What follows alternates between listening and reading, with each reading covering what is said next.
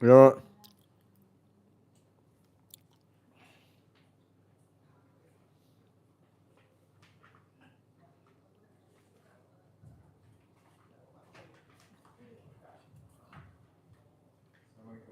Yuk masuk.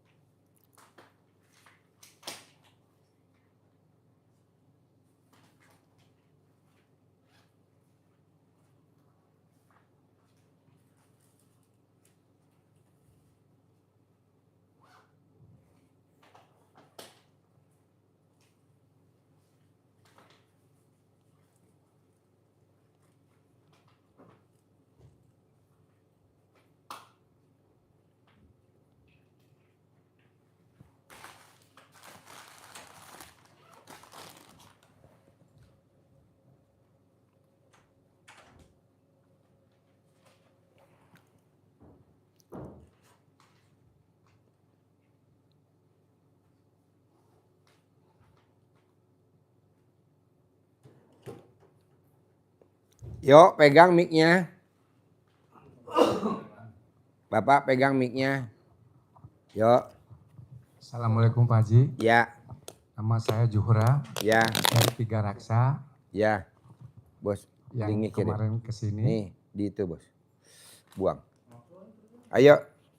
Ya minta ya istilahnya gimana gitu Pak. Apa? Punya urusan utang ini Haji. Yuk cerita lagi dari awal.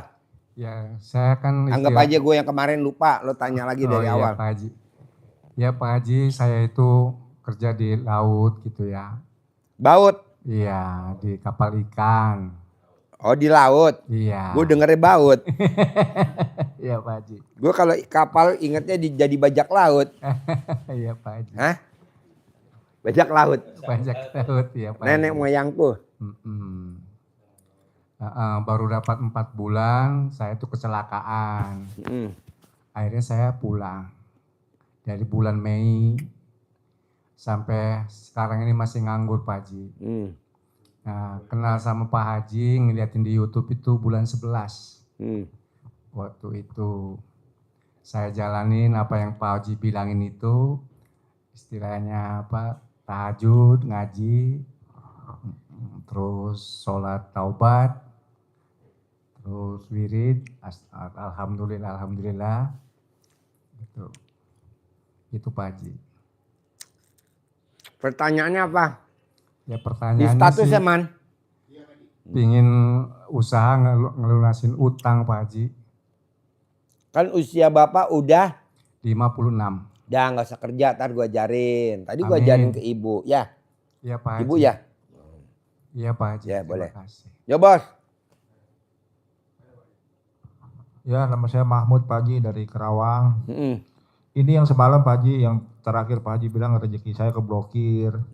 Saya usaha madu bangkrut, digugat cerai istri sampai dicerai. Usaha kolam lele dibawa banjir. Nah itu Pak Haji, semalam kan dibilang. Bos, lo mendingan digugat cerai istri apa disantet sama istri? Pilihannya mana? Ya digugat cerai aja, Pak Haji, saya sehat.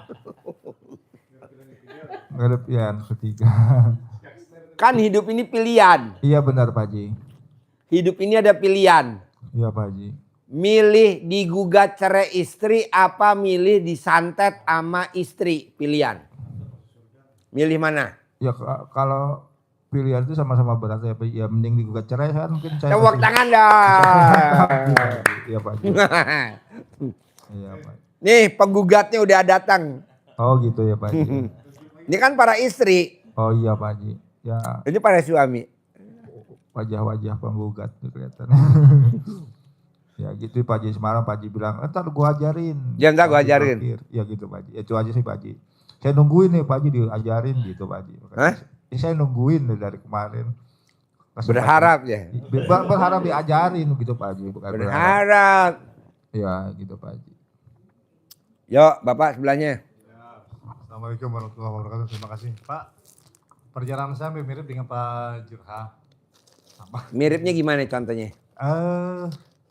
Jadi di PHK sepihak Pak. Semua dengan kawan-kawan staf saya yang lain lah. Saya udah berjalan 10 tahun. Ya itu seperti buang kucing jalan Pak. Tapi udah kita naikin ke pengadilan negeri Jakarta Pusat lah. Udah verbal udah verbal. Yang jadi masalah sekilas saja itu. Jadi intinya gini. Alhamdulillah tawaran-tawaran proyek banyak nih di luar bidang saya yang awalnya batu bara. Sekarang ini proyek-proyek sipil atau engineering di pabrik kertas Pak. Seperti yang sekarang saya hadapi ini di PT Lontar Papirus. Cuman beberapa kaitan proses ini terkesan kayak lambat deh. Itu aja biar bisa talk share lagi lah. Lumayan sih kalau memang kita bicara nominal finansialnya nilai proyek ini tinggi lah. Ini tapi di bulan Juli udah ketahuan nih infonya di bulan Juli ada sekitar 200 M lah sampai 500 M nanti. Saya sih waktu itu bilang ke kawan saya udahlah nggak penting itu bukannya saya nggak apa namanya? Grup apa yang lo kirim? Ya. Oh ya. Kalau grup seminar 1, 2, 3? Oh iya. Status sudah?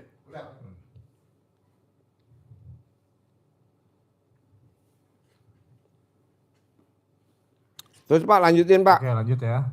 Jadi saya bilang ke kawan saya itu yang di PT Lontar Papirus itu, jadi minimal kita segera dapat jobnya, walaupun nilainya kecil ya. Jadi ingin memperlihatkan evaluasi kinerja lah Pak. Gitu. Dari situ nanti akses untuk nyambung ke perusahaan-perusahaan yang lain itu banyak gitu. Seperti itu aja sih. Biar tembus seperti apa gitu. Yang kedua sama ini, Pak Haji, rencana mau jual tanah nih Pak Haji. Walaupun saya sering ikuti YouTube, cuman bisa aja sih cuma sekalian di sini saya tanyakan gitu loh. Boleh. Tipsnya seperti apa gitu. Itu sih 2 poin itu aja, selebihnya itu masalah sakit tuh. Saya liatin di YouTube yang lain aja. Itu aja. Yuk Ibu tadi temennya, saudaranya mau nanya apa? Pakai mic. Yuk. Assalamualaikum warahmatullahi wabarakatuh. Ya. Ibu nggak ada yang mau nanya, cuman kepingin jadi kaya raya tajir melintir. Boleh. Bisa membantu, Emang Ibu sehari-harinya bisa apa? membantu anak cucu. Nggak ada. Hah? Ibu rumah tangga aja. Oh ya, tinggal di mana? Sama anak di Jakarta, Depok. Oh ya. Anak 1, cucu sepasang. Bapak Ibu udah ikut anak. Apa anak ikut Ibu? Ibu ikut anak. Oh Ibu ikut anak. Ya. Oh iya. Suami udah meninggal. Suami udah meninggal. Udah berapa lama? Udah lebih kurang 3 tahun. 3 tahun. Ya. Ibu umurnya berapa? 73. 73. Ya. Oke. Jadi duit yang ngejar ibu. Apa? Ingin duit ngejar ibu. I- Tajir melintir. iyalah. Anak cucu. Bu, saya juga mau tamu-tamu RDAY saya ajarin duit ngejar kita kaya raya. Tapi kan itu semua kan Allah yang takdirin. Saya tanya Allah, saya udah ajarin tamu RDAY, kenapa nggak dikabulin Allah? Apa jawab Allah? Tamunya RDAY maunya doang yang gede. Oh, maunya doang. Ya iyalah, dia maunya aja gede. Mau duit datang sendiri. Tapi dia nggak mau berbuat. Coba dong berbuat. Berbuat. Contohnya apa Allah? Tamu RDAY kebanyakan yang dijalanin ibadah dunia. Ibadah akhiratnya nggak ada yang dikerjain. Jangan Bu, Ibu kan udah 73, 66, 55, 50, 56. Saya 55, ini 57. Coba Pak Bu, yang dijalanin ibadah akhirat aja. Kalau ibadah dunia dari 0 atau dari umur 20 tahun dia lulus SMA dari umur 18 sampai umur 40 dah. Nah 40 ke umur 100 yang dijalanin ibadah akhirat. Jadi 40-60. Ini kan enggak. 40 masih ibadah dunia aja. Nyari tender, lobi sana, lobi sini. Ngajuin pinjeman. Lobi sana, lobi sini. Telepon sana, telepon sini. Bikin proposal, proposal sana, proposal sini. Sekolah tinggi lagi, ngambil S2, ngambil S3, ngambil S4. Udahlah, kita sekolah terakhir apa sih? Dari S1, udah cukup S1 aja. Jangan takut gitu. Emang nanti nggak dinaikin derajatnya sama Allah? Naikin. Contohnya siapa? Presiden Republik Indonesia. Pangkatnya apa coba? Bintang 3. Sekarang bintang 4. Bestinya, temennya Pak Sapri Samsudin, pangkatnya apa sekarang ayo? Bintang 4. Padahal pensiunnya bintang 3. Tenang aja, Indonesia tuh mulia. Ini sekolah S2, S3 sekarang di mana? Coba. Padahal lagi di penjara. Iya, janganlah. Jadi kita usianya udah 50.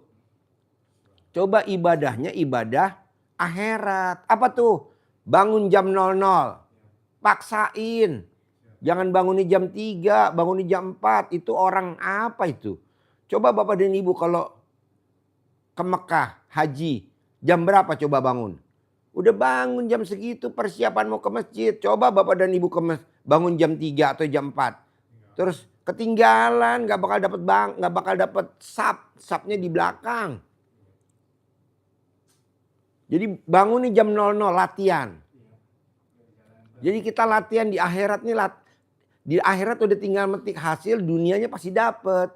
Ini kan enggak. Dunianya nggak mau latihannya, maunya dunianya instan, nggak bisa dong. Bangun jam 00 paksain. Senyum paksain. Mandi pakai pandan 9 lembar paksain. Sholat tahajud paksain. Baca Quran dipaksain 12 juz. Ini kan enggak. Saya belum bisa Pak Haji, saya baru 2 juz. Enggak apa-apa, bertahap paksain 12 juz. Masa anak kecil aja bisa khatam Quran, anak kecil bisa hafiz Quran. Masa kita tua bangka enggak bisa. Kita enggak bicara hafiz Quran. Baca Qurannya 12 juz. Kecuali kalau kita masih anak-anak SD, SMP, SMA. Oke lah hafiz Quran. Kita kan udah tua bangka 55. Nggak ada hafiz Quran. Nggak ada. Saya nggak setuju. Baca Quran. Lebih rendah lagi tapi baca Quran 12 juz. Kenapa sih Pak Haji maksain baca Qurannya 12 juz? Karena sahabat Nabi yang namanya Abdurrahman bin Auf. Dia 1 malam dari jam 00 sampai azan subuh baca Qurannya 30 juz. Kaya raya tajir. Imam Syafi'i semalam dari jam 00 sampai azan subuh 2 kali khatam. 2 kali khatam. Kaya raya. Udah ada contohnya. Tapi kita kalau saya bilang baca Quran 12 juz. Ngantuk. Lawan. Jangan ngeluh. Baca Quran 12 juz. Matanya keluar air mata. Ih dipaksain dong. Kan ini kan nggak biasa. Lama-lama nanti terbiasa. Baca Quran 12 juz. Ngantuk Pak Haji. Makanya kalau habis Isya tidur. Ini habis Isya main catur di pos ronda. Ngobrol sama tetangga di pos ronda. Emangnya bawa manfaat ngobrol di pos ronda. Yang seneng cuma negara.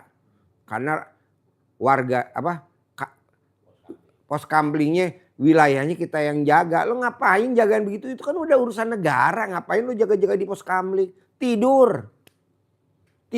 Buat persiapan nanti jam 00 bangun. Mau saya begitu Bu. Jadi jam 00 bangun. Bukannya nggak bisa tidur. Gampang. Bapak copot celana dalam Bapak. Ikat di kepala. Bohong lo berani keluar dari kamar. Bohong lo berani keluar rumah. Malu pasti. Akhirnya lo lontang-lantung tidur. Ibu nggak bisa tidur, copot saya dalam ibu, ikat di kepala. Dijadiin apa? Tarsan. Bohong ibu mau keluar rumah, malu pasti. Dibilang orang gila. Akhirnya apa? Di kamar lontang-lantung, bohong nggak tidur? Tidur nggak? Tidur. Nah jam 00 bangun, tahajud, mandi, tahajud, baca Qur'annya 12 juz, jadi nggak ngantuk sampai subuh gitu loh. Nah ibu ada duit berapa? Paksain buat sedekah subuh. Kenapa Pak Haji maksain sedekah subuh? Karena malaikat setiap pagi Allah turunin 2. 1 malaikat doanya, kasih rezekinya berlimpah orang yang sedekah subuh.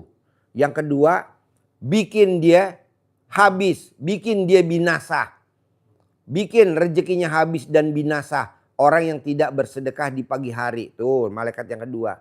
Nah kita ambil yang pertama aja buat supaya nggak ada doanya malaikat jahat. Ya kita sedekah subuh, mau berapa aja bebas. Cari anak yatim. Karena junjungan kita Nabi Muhammad SAW anak yatim. Ini kita malah sedekahnya ke saudara. Nggak ada.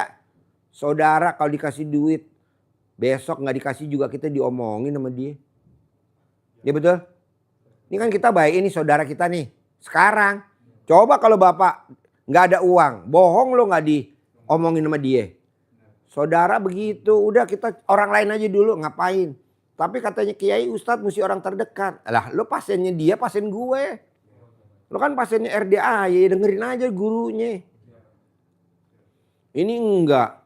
Berobat ke rumah sakit Cipto Mangunkusumo, obatnya Cipto nggak diminum. Malah yang diminum malah bodrek, obat warung. Oh goblok. Gimana muter kabel? Gurunya kan ngomong sedekah ke anak yatim. Cari yatim yang kayak Nabi Muhammad SAW. Yatim apa? Yatim kurung. Karena Nabi Muhammad SAW tuh yatim kurung. Kok yatim kurung? Waktu saat dia papahnya meninggal, dia masih dalam perut ibunya. Lo cari di kampung lo ada gak? Nggak ada. Ya numpang aja di RDAY, wifi-nya RDAY. Gitu. Ini enggak. Nyari saudara. Lah ngapain saudara? Kalau ada ya kita kasih. Kalau kita lagi SOS kok pelurunya tinggal 1 mesti jitu. Iya kecuali kalau peluru kita banyak ya udah kita bagi semua. Saudara kita kasih, ini kita kasih. Lo lagi nggak ada. Cari aja, paksain gitu loh. Kedua, sedekah Jumat barokah nggak boleh bolong. Cari siapa lagi? Ya anak yatim kurung. Ini enggak Jumat barokah ngasih makan gratis, ya nggak apa-apa. Tapi orang yang dikasih makan dimakan nggak kan? Kadang nggak dimakan. Dia pulang dari masjid kita kasih. Sampai di rumah kita takut ketahuan sama istri. Nggak makan masakan istri. Akhirnya yang dari sana dikasih ke ayam. Kasih ke saya nggak barokah. Udah cari yatim kurung aja.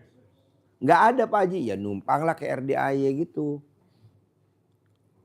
Ketiga, sholat ba'diyah qobliyah jangan bolong. Terus sholat taubat jangan bolong. Terus sifat 18 nggak boleh ada. Itu aja Pak. Nanti dari Allah bohong nggak tunai Pak. Kenapa? Karena tamu RDAY yang maksain. Tamu RDAY yang maksain sholat. Baca Quran 17 juz. Dapat MBG-nya 10 titik. Gitu. Ini bapak dan ibu kan enggak. 10 titik Pak. 17 juz. Kita cuma disuruh 12 juz. Pak Haji, Allah kok nggak ngasih saya ya 10 miliar. Pasti Allah punya catatan. Dari sifat yang 18 nggak semuanya lo kerjain. Nah coba lo kerjain dari sifat 18 jangan ada yang bolong. Pak, tidak ada orang kaya raya yang punya sifat 18. Salah satunya mikir, nggak ada. Kalau nggak percaya Bapak lihat ke Plaza Indonesia. Di Plaza Indonesia itu semua toko jual barang-barang mahal. Nggak ada yang barang murah. Namanya Plaza Indonesia. Bapak lihat ada tas harganya 1 miliar. Tas harganya 2 miliar. Kalau kita orang kaya raya lihat tas udah biasa. Makan di La Moda udah biasa. Makan nasi padang di Sari Ratu udah biasa. Tapi kalau yang nggak biasa Baru masuk aja di Lamoda, kita duduk aja udah kena cas. Lihat tas harga 1 miliar, bapak langsung masuk UGD, ibu langsung masuk ke ruang jenazah. Karena dia kaget, hah? Bapak lihat jam, harganya berapa coba paling murah di sono? 300 juta pak jamnya. Bukan Rolex pak, jam-jam biasa aja.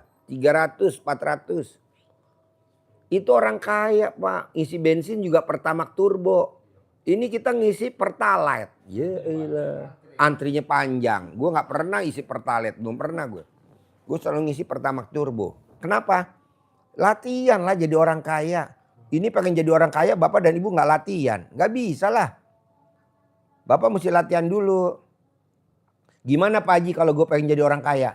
Ibu jangan sekali-kali belanja ke kaki lima. Harus belanja kemana? Indomaret atau Alfamart. Karena harganya gak ditawar. Udah ada bandrolnya. Dia kayak tadi saya beli kacang nih. Kacang bulat. Saya belanja di toko buah. Taruh toko buah apa ya misalkan Total Buah atau All Fresh. Ini harga udah dibanderol. Harganya 200.000 segini. Coba ibu beli di warung. Berapa harganya? Paling 3.000, 4.000. Beda. Makanya bapak dan ibu harus belanja di tempat itu. Ini kan enggak. Belanja di tukang sayur. Kembaliannya enggak, kembaliannya 5.000, enggak ada. Apa yang diminta sama kita? Minta bumbu dapur deh. Dasar nggak merugi. Janganlah. Kembali kurang berapa? 3.000. Ambil bumbu masak. Ya Allah. Udah aja buat Ayu yuk. Buat Ayu yuk. Jadi bapak dan ibu mesti latihan jadi orang kaya. Caranya apa Pak Haji? Ya udah. Mulai sekarang kalau isi bensin.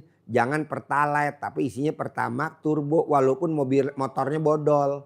Walaupun mobilnya bodol. Paling orang pada heran. Viral kan nanti. Motor tahun 70-an diisi Pertamax turbo.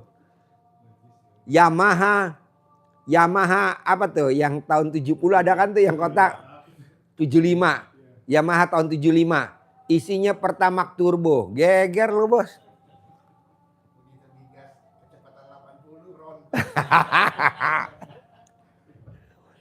Ini kan enggak bapak. Ya mana mic-nya pakai mic. Ya saya sempat gini Pak Haji jalanin semua yang Pak Haji tadi instruksikan Pak Haji ya. Itu kalau kita ada sholat malam ngaji, terus paginya ditempuh sholat tobat, ada zikir alhamdulillah dan sebagainya. Itu waktu kita untuk bekerja itu. Oh enggak Pak bagi tugas. Bangun jam 00, senyum, mandi, tahajud, baca Quran 12 juz itu dari jam 00 sampai subuh. Ya. Nah nanti sedekah subuhnya itu enggak jam segitu. Itu dari habis asar dari jam 00 sampai jam 00. Oh iya Pak. Sedekah Jumat barokahnya itu setiap hari Jumat.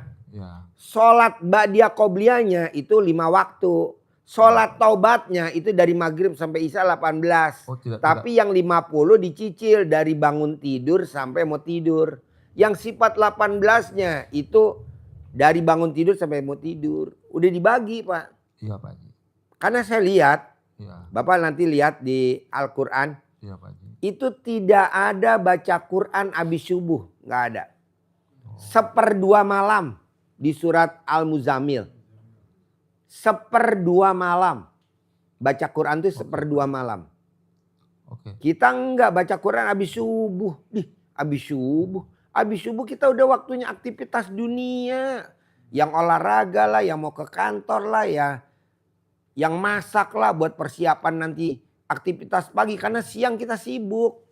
Bukannya habis duhur baca Quran. Habis maghrib baca Quran. Iya Pak Haji. Lu mesti ikut tuntunannya dulu dong bos di Iya benar Al-Quran Pak bos. Haji. Iya benar Pak Haji. Walaupun gue SD Impres kan gue gak tahu. Tapi kan gue ngeliat, oh iya. Bangun 1/2 malam. Ya yang mau saya tanyakan gini Pak Haji. setelah kita ibadah ekstrim seperti itu tuntunan untuk mencari ikhtiar, mencari rezekinya bagaimana Pak Haji? Nggak usah, kan Bapak udah 55. Kan udah cukup dunia Jadi kemarin. kita nggak usah nyari rezeki, akan datang sendiri. gitu, Datang Pak Haji? sendiri, kan udah dicontohin sama Maryam. Keponakannya Nabi Oh. Zakaria. Nabi Zakaria punya keponakan namanya Maryam. Dia duduk di singgasana. Tidak bangun dari mihrabnya. Nggak bangun dia. Dari sajadahnya nggak bangun. Oh gitu ya Pak Haji. Tapi semua kehidupannya dipenuhi nama Allah Subhanahu wa Ta'ala.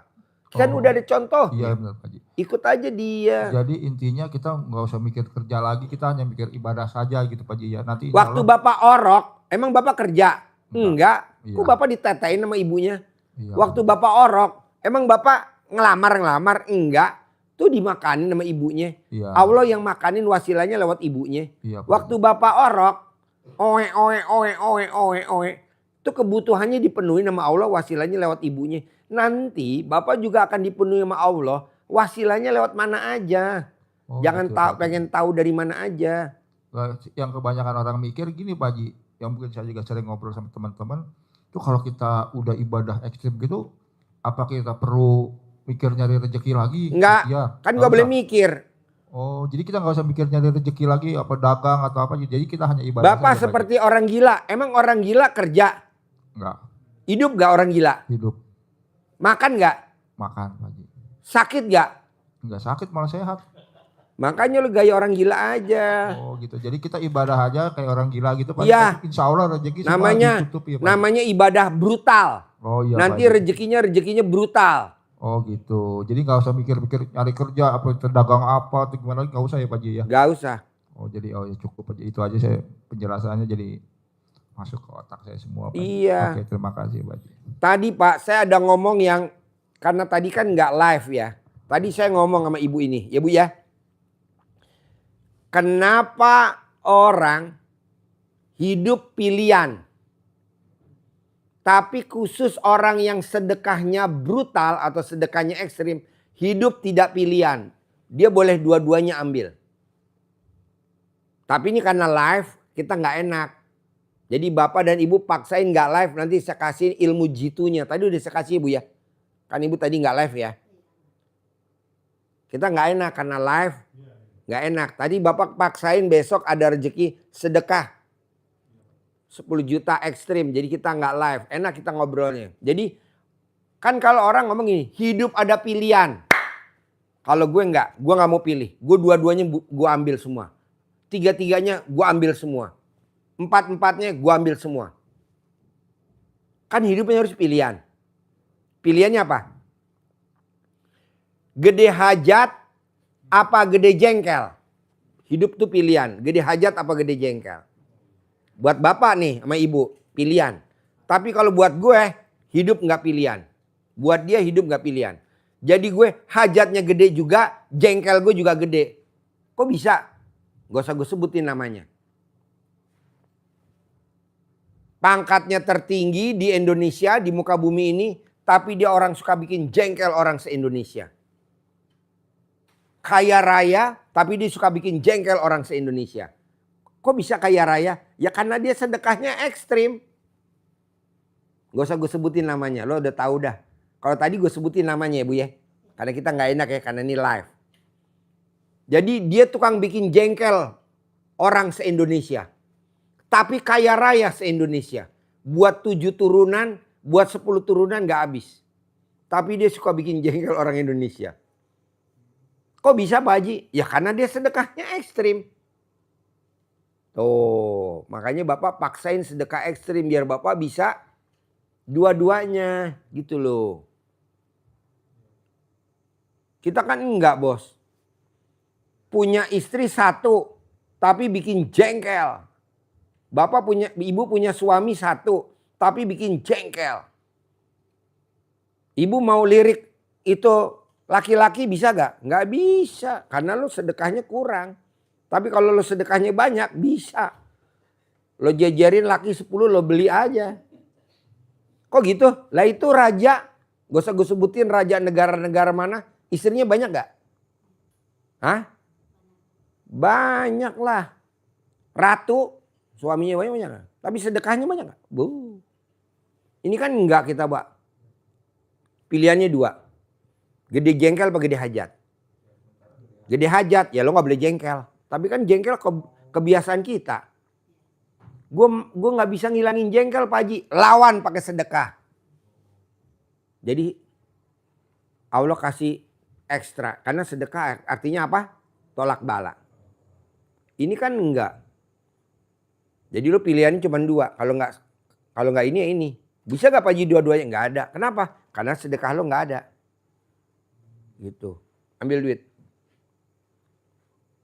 Tapi kalau lo baksain baca Quran 12 juz kan cair 10 miliar. Iya dong setiap bulan. Buat sedekah. Jadi lo jengkel boleh. Hajat lo makin kaya. Jengkel makin kaya. Karena lo sedekahnya gede. Tapi kalau sedekah lo nggak gede. Lo jengkel terus nggak bakal kaya raya. Tapi kalau lo sedekahnya gede, kok gitu Pak Haji? Ini aneh nih ilmunya. Ya karena gue lihat orang Indonesia, lo lihat, nggak usah gue sebutin namanya, lo pasti udah bisa naksir. Dia orang terkaya di Indonesia, tapi dia tukang bikin jengkel orang se-Indonesia. Tapi kaya raya, kok bisa? Tapi lo lihat sedekahnya dia. Nggak, walaupun bukan duit dia yang disedekahin. Bebas, mau duit dari Arab, mau duit mana disedekah. Ya, boleh. Gitu loh bos. Dia orang terkaya di Indonesia bos. Di zamannya ya, di zamannya orang terkaya di Indonesia. Tapi dia orang paling ngejengkelin penduduk se-Indonesia. Kok bisa ya? Ya bisa lah bos. Sedekahnya. Wow. Dia bangun masjid berapa ribu masjid yang dia bangun. Masjidnya. Santunan anak yatim, di mana-mana. Ibadahnya, di mana-mana. Berangkatin umroh di mana-mana. Orang miskin dipindahin. Jadi pada hidupnya di luar pulau jadi kaya raya. Jadi di Pulau Jawa orang pada miskin. Dipindahin ke Kalimantan. Sekarang anak cucunya pada kaya raya. Pindahin ke Lampung. Sekarang jadi kaya raya anak cucunya. Punya lahan. Di Pulau Jawa dia nggak punya lahan. Dipindahin. Ya betul? Dia beasiswa. Beasiswa. Semua orang dibeasiswain sama dia. Semua disekolahin ke luar negeri. Semua.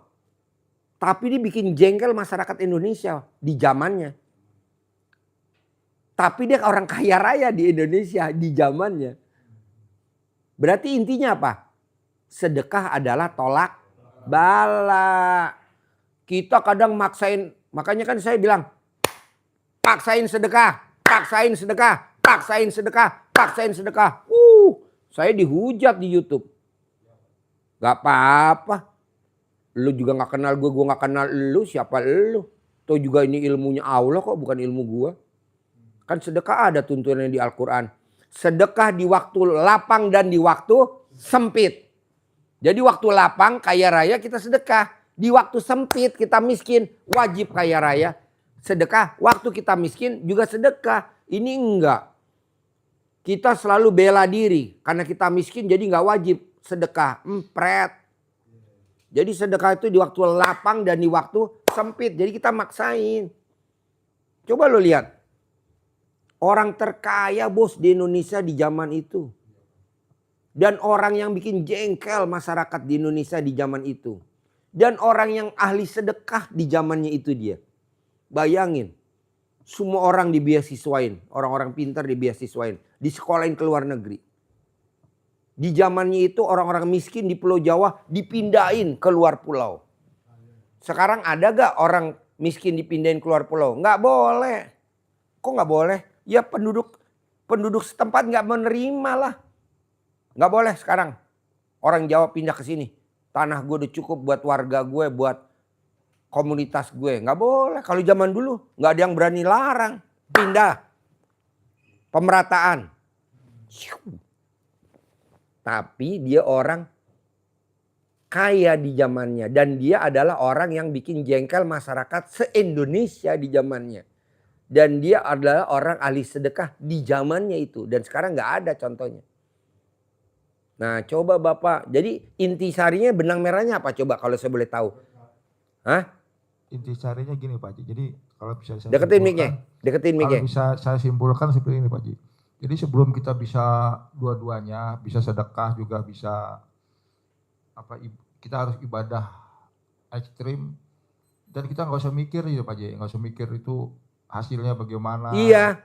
Juga pokoknya Pak, ibadah aja. ini gitu, Pak orang yang tadi saya sebut orang terkaya di Indonesia Iya, orang paling dan yang orang bikin jengkel se-Indonesia Iya, Pak dan Haji. orang ahli sedekah se-Indonesia. Ini dulu awalnya dia anak orang miskin. Ya orang yang paling berkuasa di Indonesia zamannya ya Pak Haji ya. Ya, Ya, oke. Mertuanya presiden sekarang mungkin. Ya oke, paham. maksud saya inti sarinya benang merahnya apa? Ibadah dulu. Karena kan kita benar, belum Pak. bisa sedekah ekstrim. Ibadah Berbuat ekstrim. dulu. Berbuat dulu. Berjuang dulu berbuat. Setelah kita dapat, nah kita sedekah. Hartanya banyak. Tapi kan ini kan anak buah gue suka bikin jengkel gue. Matiin, ayo jebrol. Oke Pak Haji. Jadi intinya kita nggak usah mikir ikhtiar dunia, apa bekerja atau berdagang dan sebagainya sebelum ibadah ekstrim yang tadi Pak Haji instruksikan itu Iya. kita jalani semua gitu Pak Haji. Iya. Oke. Ini kan enggak, suruh baca Quran enggak mau.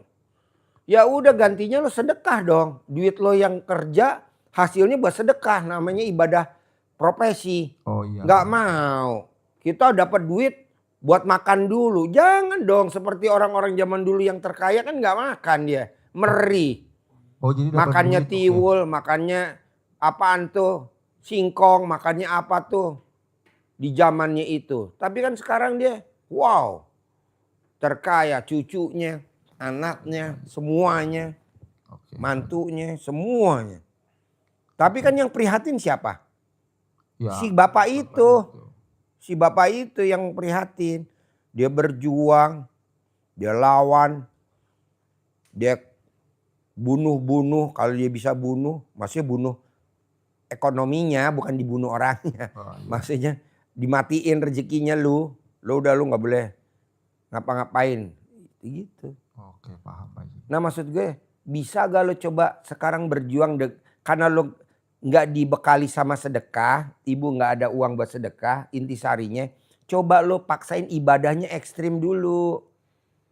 Bangunnya jam 00 prihatin, senyum prihatin, mandi pakai pandan 9 lembar prihatin, sholat tahajud prihatin, baca Qur'annya 12 juz prihatin. Sedekah subuh pakai seadanya dulu ada berapa? Kalau zaman dulu zamannya dia namanya beras jimpitan. Oh iya Pak Haji. Kalau zamannya di Jawa Barat namanya beras perelek. Jadi yang tadi saya sebutin itu di zamannya dulu namanya berasnya jimpitan, beras perelek. Kalau sekarang udah nggak ada. Nah dia ngeluarin tuh tiap malam tuh orang tuanya tuh pakai beras. Anaknya sekarang sukses. Makanya orang dulu punya anak 12 jadi orang. Emang kaya-kaya tuh zaman dulu yang 12 ada yang jadi Kapolda, ada yang jadi wakil presiden, ada yang jadi menteri, ada yang jadi pangdam. Enggak, modalnya cuma disuwuk. Kalau mau sekolah disuwuk karena nggak bisa sarapan. Herannya temennya yang naik sepeda ngajakin makan. Akhirnya anak kita pada hidup tuh 12-12-nya. Sekarang ada yang jadi pangdam, ada yang jadi wakil presiden dulu. Sekarang kan orang nggak percaya apaan tuh suwuk, apaan tuh camahan, apaan tuh sawanan, apaan itu ilmu digembokin, ilmu sawanan apaan tuh. Itu ilmu kearifan lokal bos. Zaman dulu bu maaf ya, tidak ada anak kecil jedotan sama temennya lari-lari jedot. Salep trombopop nggak ada zaman dulu. Adanya apa? Rambut ibunya dipanjangin, diuyek ke benjolnya anak, sembuh. Apa itu ilmu aliran sesat? Bukan, ini ilmu kearifan lokal zaman dulu. Zaman dulu kita anyang-anyangan, gak bisa kencing. Jempolnya diikat pakai karet. Apa hubungannya anyang-anyangan sama ngalamin kan? Iya. Kalau sekarang anyang-anyangan mah dibawa ke rumah sakit, ke klinik, ke puskesmas. Ada, zaman dulu kan gak ada. Adanya cuma apa? Ya ini jempolnya diikat pakai karet. Zaman dulu belum ada karet. pakai apa ya? Pakai merang. Ambil merang, ikat. Udah sembuh. Zamannya sakit anyang-anyangan. Apa ini dibilang aliran sesat? Bukan. Ini ilmu kearifan lokal zaman dulu. Ilmu centong. Buat manggil duit. Dibilang aliran sesat. Siapa bilang? Centong itu ilmu yang super manjur. Kalau yang centongnya yang udah lama ya. Yang dari kayu jati. Buktinya apa? Pada saat bapak dulu kecil, ibu kecil. Kalau perutnya kenyangan. Itu dicentongin sama orang tua kita. Nih. Buat si ini. Nih buat si ini. Sembuh gak? Sembuh. Ingat ya bapak zaman dulu? Ada gak tuh? Zamannya kekenyangan makan. Waktu kecil. Dicentongin apa? Centongin. Hah? Hah? Gak apa-apa. Banyak kan plastik sekarang. Iya. Sekarang banyak orang sakit diabetes. Kenapa? Karena masak nasinya nggak pakai kukusan bambu. Masaknya pakai magicom, pakai itu listrik. Makanya hampir 100% penduduk Indonesia sakit diabetes, sakit asam lambung, sakit asam urat. Kenapa? Karena makannya harusnya pakai apa? Penetralnya. Kukusan. Zaman dulu kita mau ngukus singkong, pakai kukusan. Zaman sekarang kan kalau singkong dimasukin panci yang aluminium tuh, ya betul. Kok ngukus pakai gitu? Akhirnya budaya Indonesia yang maksain siapa sekarang budaya Indonesia yang meraktekin? Jepang. Coba bapak ke restoran Imperial Kitchen atau apa tuh restoran Jepang. Bapak makan dimsum aja pakai kukusan kecil. Somai kukusan kecil. Bakpao dalamnya telur asin pakai kukusan kecil. Ayo apa lagi coba? Hah? Tahu gak bapak restoran yang ala-ala Jepang? Masaknya pakai apa? Hah? Ya, pakai kukusan. Bapak makan apa coba? Minta dimsum, kukusan. Ayo apa lagi? Somai, kukusan. Apalagi ayo. Bakpao dalamnya telur asin, kukusan. Ayo apalagi. Akhirnya kan yang pakai orang Jepang. Kenapa orang kita nggak pakai? Harusnya bapak masak nasinya seperti orang tua kita dulu. Jadi nasinya dikukus pakai kukusan. Biar airnya netes ke bawah. Nggak nyampur jadi beras. Jadi kalau dimakan nggak jadi sakit diabetes, asam urat gitu. Tapi kalau kita kasih tahu nggak ada yang percaya, kan kita mau nyeringkes. Ya udah. Akhirnya kaya siapa? Pemilik pabrik. Pemilik pabrik kaya raya di Indonesia. Kita sebagai konsumennya ya rumahnya tipe 21. Rumahnya ngontrak. Rumahnya cicilan. Pemilik pabrik. Bapak lihat pemilik pabriknya.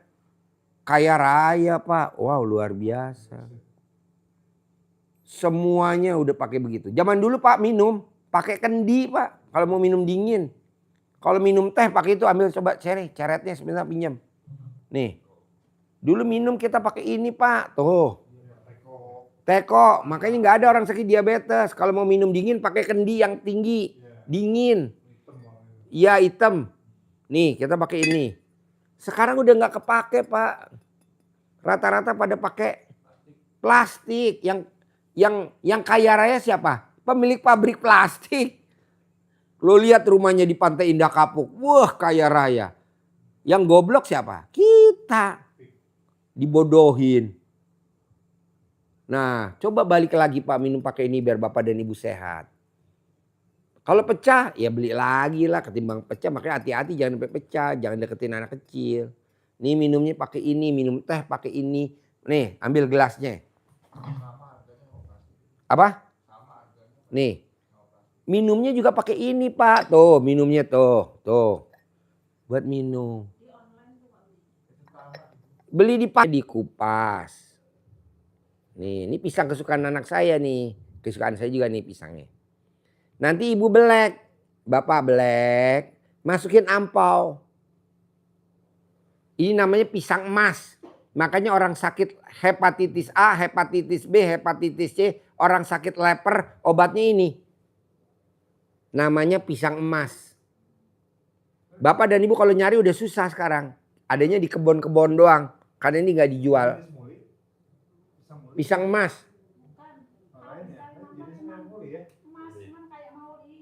Pisang emas. Ini obat sakit hepatitis A, hepatitis B, hepatitis J. Nih, orang sakit hepatitis obatnya ini. Bukan, itu orang sakit tipes. Juga orang yang bikin susuk makan itu bisa luntur. Iya, iya. Jadi kalau pakai susuk. Nah ini nanti dibelek Bu.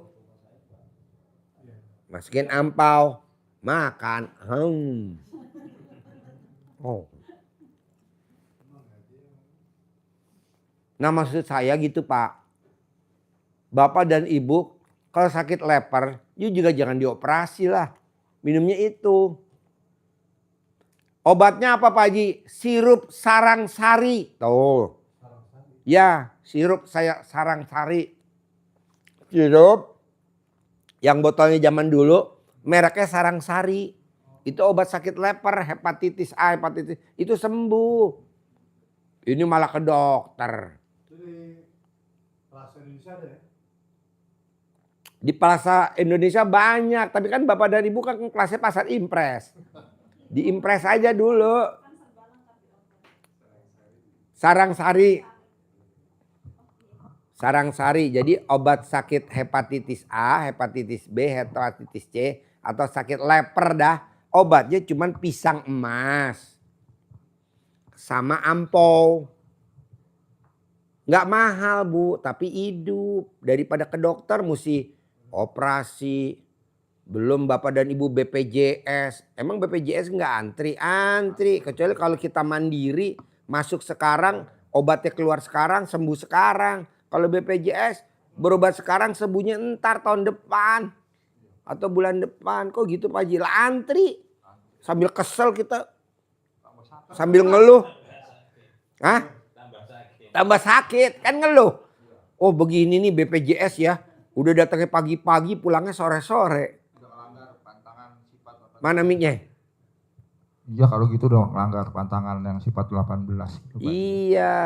Jengkel. Nah mau saya, udahlah pakai ini aja pisang emas. Kasih ampau. Minumnya sirupnya sarang sari. Itu obat zaman dulu. Iya Pak Haji. Nanti minumnya jangan pakai gelas. Pakai apa? Pakai ini. Minumnya air putih kayak mau teh pakai ini. Nih. Gitu loh bos. Jadi kembali lagi ke alam. Nah maunya saya coba Bapak dan Ibu bantu saya. Saya mau yang hadir di sini dan yang nonton YouTube. Gimana caranya? Februari harus cair 10 miliar. Amin. Kalau memang belum bisa cair, ulangi lagi nih ilmu RDI di Februari. Maret harus cair 10 miliar. Kalau memang Maret belum cair, ulangi lagi di bulan Maret biar April cair. Jadi diulangi lagi. Namanya juga kan proses. Jangan sedih dulu. Pak Haji, saya udah bangun jam 00, udah senyum, udah mandi, udah tahajud, udah baca Quran tapi baru 2 juz. Kok itu sih bela dirinya? Janganlah. Orang baru 2 juz. Terus dong. Jadi 2 juz setengah terus. Ini enggak. Pak Haji, saya baca Qurannya Yasin, Ar-Rahman, Al-Muluk, An-Naba. Loh, kok milih? Nggak boleh. Maksudnya baca Quran milih. Enak banget. Emang ada Pak Haji? Di Al-Quran ada. Di Al-Quran ayatnya baca Qurannya secara runtun. Runtut, secara runtut. Ayat 1, ayat 2, ayat 3, ayat 4. Nggak boleh milih. Ini milih. Malam Jumat Waqiah. Oh, empret. Hah? Al-Kafi. Terus hari Jumat apa lagi? Kafi juga. Iya, nggak boleh lah. Terus tiap malam mau tidur baca Waqiah atau nggak boleh dong. Kita harus bacanya runtut. Ini contoh Pak. Makanya saya larang tamu-tamu RDI untuk nyawer anak yatim. Kenapa? Karena kalau kita sawer anak yatim nih, Bapak saya sawer nih 3. Saya kasih duit nih, saya jajanin. Ini anak yatim anggap aja nggak saya jajanin. Ngiri gak? Ngiri. Dia akhirnya berempat, doain yuk si bapak biar hajatnya nggak terkabul sampai kiamat. Kenapa? Orang kita nggak dijajanin. Diaminin sama dia orang. Manjur mana? Bapak cuma 3 nih 4. Manjur dia 4. Akhirnya Pak Haji gue udah ke RDAI kok nggak terkabul. Nah lo nyawer gak? Iya. Gue beliin sabun anak yatim. Sampai kiamat nggak bakal terkabul. Berapa yang lo beliin sabun? 60 anak. Lah anak yatim gue 500. 60. Ya yang 440 nyengir. Janganlah. Jadi kalau yang 60 minta sabun, iya nanti tante beliin, tenang. Sekarang kabur tuh tamu gue udah gak datang lagi. Ngambek marah sama gue. Iya dia ngambek sama gue. Karena gak terkabul hajatnya. Lah gimana mau terkabul? Usianya 90 tahun perempuan pengen dapat bujangan. Ya gak mungkin lah. Orang juga mikir umur lo berapa? 90 tahun. Terus ngarepin dapat bujangan. Minimal duda usia 55. Ya gak ada kecuali yang kebanjiran. Kan waktu itu gak ada yang kebanjiran duda. Baru datang kan sekarang. Tapi dia udah kabur. Orang Glodok. Tinggalnya di Glodok. Lagi nonton tuh mungkin dia lagi nonton. Tinggalnya di Glodok. Dekat ASMK sana. Agamanya Buddha. Gini Pak Haji, jadi kesimpulannya untuk solusi saya, bapak sebelah saya ini, dan ini ya Pak Haji ya. Kesimpulan dari bapak sebelah saya ini intinya kita nggak usah cari solusi macam-macam ya Pak Haji ya. Jangan. Kerja ini, kerja itu, mikir. Kan ada ayatnya Bos. Oke. Kalau kamu punya keinginan, kalau kamu punya cita-cita, kalau kamu punya hajat, jangan nyari solusi. Oke. Jangan nyari solusi. Jangan nyari jalan keluar. Kembalilah kepadaku, mohon ampun. Oke Pak Haji. Jadi kembalilah kepadaku, mohon ampun. Ada gak dasarnya? Di Al-Quran. Iya, Pak Haji. Sholat tobat. Sholat tobat. Kalau kamu punya cita-cita, kalau kamu punya impian, kalau kamu punya keinginan, jangan nyari solusi. Jangan nyari jalan keluar. Jangan nyari istilahnya kanan kiri. Kembalilah kepadaku, kata Allah. Jadi ibadah ekstrim itu. Ya Pak Haji, iya dong solusinya. bos. Oke, Bangun Pak jam 00, senyum, mandi pagi, tahajud. Paksain baca Qur'annya harus 12 juz. Ini baru baca Qur'annya 2 juz. Haji. Pak Haji saya ngantuk. Ya lawan dong. Iya, Pak Haji. Masa lo cerita ke gue itu namanya ngeluh gak? Ngeluh. Ngeluh, Pak Haji. Itu namanya mikir gak? Mikir. Itu namanya komen gak? Komen. Komen. Udah kena 3 pasal. Oke ya Pak Haji. Jadi baru baca 2 juz udah japri gue. Iya Pak Haji, salah. Gue bukannya gak mau jawab. Itu lo ntar kena 3 pasal. Kan banyak tuh yang pada kalau pagi-pagi nih gue bangun tidur. Waduh. Yang pada ngebel banyak banget. Gak bakal gue jawab kenapa. Iya, Karena Pak. yang diomongin itu. Saya udah baca Quran 2 juz Pak Haji. Hajat gue belum terkabul. Loh emang gue ngajarinnya 2 juz. Kan gue ngajarin 12 juz. Jadi yang satunya sama dia diumpetin. 12 juz yang dibaca 2 juz. Ampret. Mana mic-nya? Gue gak dengar. Pakai mic-nya. Jadi gini Pak Haji, kalau kita udah maksimal tuh sampai pagi, kita cuma mampunya dapatnya 6 juz atau 7 juz. Gak apa-apa kan lu baru. Besok latihan lagi. Bos emang anak kecil ujuk-ujuk langsung habis Quran. Ya. Kan ada setoran ayat. Ya kadang-kadang kita lambat Pak Haji, 2 juz aja mungkin bisa 3 jam itu Pak Haji. Makanya bapak gede hajat. Apa gede komen. Gede hajat apa gede ngeluh. Kan gede hajat ya udah itu abaikan namanya juga. Kita lagi punya hajat, udah Pokoknya lawan. Yang penting sampai pagi, sampai subuh gitu aja Pak Haji. Betul. Dapatnya 6 juz kayak 7 juz, yang penting sampai subuh dihabiskan waktunya seperti itu Pak Haji. Bos, gue gak pernah ngajarin tamu maksain untuk jadi presiden. Gak pernah. Oh iya Pak Haji. Itu urusan Allah. Yang penting gue ngajarin aja. Masalah mau jadi presiden itu urusan Allah. Tapi kan alhamdulillah pada jadi presiden. Iya Pak Haji. Tenang aja. Gue gak pernah maksain tamu RDA harus jadi menteri. Gak pernah. Tapi yang penting gue ajarin aja. Itu hak prerogatif Allah. Tapi karena dia maksa, ibadahnya maksa, sedekahnya maksa, alhamdulillah jadi menteri. Alhamdulillah pada jadi presiden. Gitu. Tenang aja bos. Tenang aja. Jadi jangan bos bilang, Pak Haji saya cuma baca 6 juz. Nggak apa-apa nanti ditingkatin. Saya nggak bisa Pak Haji. Harus bisa. Lu jangan kalah sama anak kecil. Anak kecil aja bisa habis Quran. Masa lo udah tua bangka nggak bisa sih. Nggak gue suruh habis kok. Baca Siapa suruh Hafiz? Gue nggak setuju Hafiz. Lu baca. Gue nggak setuju Hafiz, gue nggak setuju. Baca. Udah baca aja. Pak Haji saya nggak tahu bahasa Arab. Buka Al-Quran. Ngapain lu? Buka aja dulu. Nanti lama-lama bohong Allah nggak kasih petunjuk. Suruh buka dulu selembar, buka 2 lembar. Kan lu belum bisa. Kalau anak kecil kan ada setoran ayat. Kalau kita nggak ada lah. Ayo bos. Ji, saya tertarik dengan pernyataan Pak Haji tadi. Ajaran atau tuntunan tadi satu poin di mandi yang harus pakai pandan. Harus mandi pandan 9 lembar. Tuntunannya. Tanpa pandan nggak masalah ya? Apa? Tanpa pandan nggak masalah. Nggak boleh dong. Beli dong di pasar dong. Tanem dong. Berusaha dong.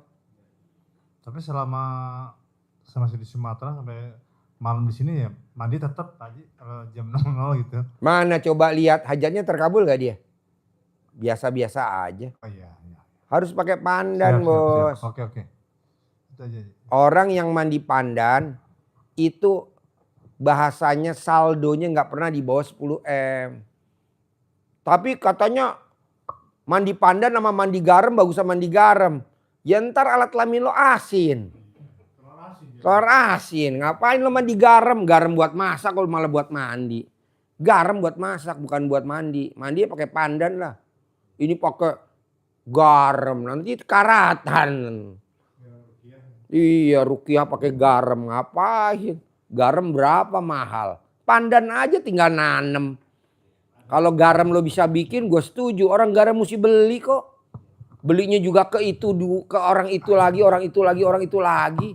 Nggak ada yang gratis kok. Kalau pandan kan gratis. Kita bisa nanem. Kita boleh nyolong. Tetangga kita kan pandannya banyak kita colongin aja. Ya, boleh nggak? Boleh lah. Dia juga nanti terima kasih. Makasih ya tante. Pandan saya udah dicolongin. Daripada banyak jadi sarang ular. Ya betul? Ya iya. Jadi maaf. Ini harus 9 lembar atau 1 lembar? 9 lembar. Maksud saya 1 lembar. Nggak boleh dong. 9 lembar. Tapi kan nanti kalau habis mandi biar awet. Simpen di kulkas. Oh berarti nggak sekali pakai ya? Habis mandi simpen di kulkas. Nanti mau mandi lagi ambil lagi dari kulkas. Taruh lagi di situ. Itu bisa sampai 1 tahun bos nggak beli. Jangan direbus. Kalau direbus mah jadinya kolang kaling. Jadinya kolak. Ini. Oh pandan direbus. Goblok. Mana ada pandan direbus. Nggak ada pandan direbus. Kalau direbus jadinya apa? Kolak. Jadi pandannya taruh di air. Udah selesai mandi pandannya diambil lagi. Simpan di kulkas. Kan dingin tuh. Nanti mau mandi lagi taruh lagi. Itu setahun tuh. Setahun gak coklat-coklat. Tapi kalau bapak dan ibu pandannya direndam di air berhari-hari ya coklat. Ambil dong. Pembusukan ya? Pembusukan. Ya iya. Jadi bapak mesti otaknya main. Oh iya taruh di kulkas. Kan kita punya kulkas. Taruh di freezer boleh. Di kulkas. Boleh. Jangan direbus. Nah. Pak Haji 9 lembar itu kita potong kecil-kecil kan ya? Nggak boleh. Lembar. Oh, utuh ya? Iya. Oh iya. Ini kayak ini sapu lidi nih. Nih kayak gini. Nah begini nih. Nih. 1, 2. Nih gini nih tuh. Masih ada ininya. Masih ada. Buat ngusir bos. Bos sekarang ini ya. Nih. Ibu ada kucing. Ibu giniin. Lari. Coba ini ibu potong. Ibu giniin kucing. Lari gak? Enggak. Guguk. Ibu giniin. Bapak lari. Coba bapak potong nih. Potong. Diginiin guguk. Nggak lari. Yang manjur apa? Ini pak. Ini bisa buat ngusir setan. Makanya orang zaman dulu sebelum tidur tempat tidurnya ditebahin. Ditebahin. Biar apa? Biar setannya pada bangun pada pindah. Ini waktunya gue setan tidur. Nih setan. Jadi kan setan hobinya tidur di tempat tidur. Ditebahin sama kita. Ntar setan nanya, kenapa gue diusir? Raja setan mau tidur.